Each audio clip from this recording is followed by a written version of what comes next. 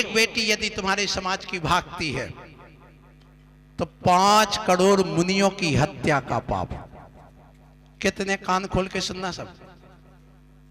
5 करोड़ मुनियों की हत्या कर दो और चाहे एक बेटी को तुम जैनेतर में शादी कर दो। क्या कह रहा हूं, क्या कह रहा हूं? कान खोल के सुनना, रिकॉर्ड कर लेना। क्यों? मान लो एक बेटी सलाम अलैकुम वाले के साथ चली गई। सुनना सुनना, ध्यान से सुनना। उसने कितने बच्चे पैदा किए? 5 बच्चे पैदा किए। 25 साल में वो बड़े हुए और उन 5 ने फिर 5 पैदा किए तो कितने हो गए? 25 साल में 25 हो गए। फिर 25 बच्चे बड़े होकर 25 साल में फिर 5 पैदा किए तो 50 साल में कितने हो गए? 125। फिर 125 ने फिर 5 पैदा किए, 75 साल हो गए, सो हो गए 625। 625 ने फिर 5 पैदा किए तो 100 साल में हो गए 3125। लड़की कितनी भागी बोलो? और संतान कितनी बढ़ा ली उन्होंने? 3125। फिर 25 साल और बीते। 25 साल बाद फिर 5 पैदा किए, सो हो गए 16,000।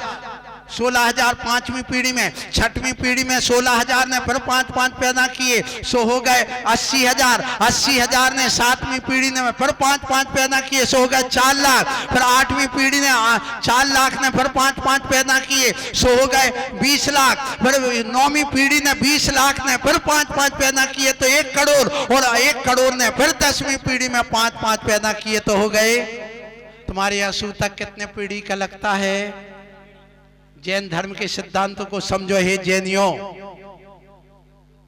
आत्मा की बातें तो बहुत कर ली, परमात्मा की बहुत कर ली, लेकिन तुम इन जैन सिद्धांत को समझो। एक लड़की भागी 10 पीढ़ी तक हमारे यहाँ सूतक लगता है, अर्थात खून का संबंध होता।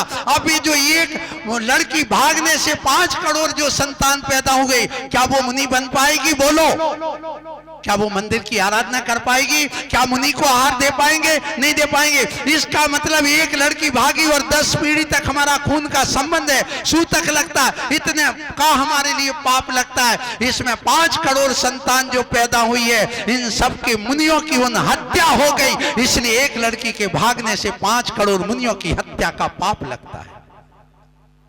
सुनाई दिया? अब चुपचाप क्यों बैठे हो? अब बजा लो ताली। हे जैनियों, हमारे यहां वर्ण लाभ तो कहा, हम ले तो सकते हैं पर दे नहीं सकते। क्या कह रहा हूं? हम ले सकते हैं पर दे नहीं सकते। बहु विवाह पद्धति कहां की है? बोलो, जैन समाज की।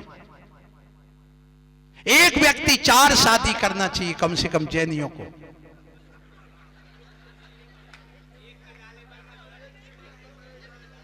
ये ध्यान रखो।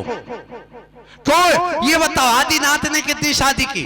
भरत चक्रवर्ती ने कितनी शादी की? 96,000। कितने बेटे थे चक्रवर्ती के? 60,000 बेटे। सोचो, विचार करो, तुम चक्रवर्ती जैसा वैभव चाहते तो चक्रवर्ती जैसी संतान होगी तभी तो वैभव रहेगा, नहीं तो सब चौपट हो जाएगा। इसलिए तुम कहां पड़े हो? किसकी बातों में लगे हो? ये किसके लिए तुम कमा रहे हो? कहां ले जाओगे? कहां उसमें रहेगा? कौन करेगा?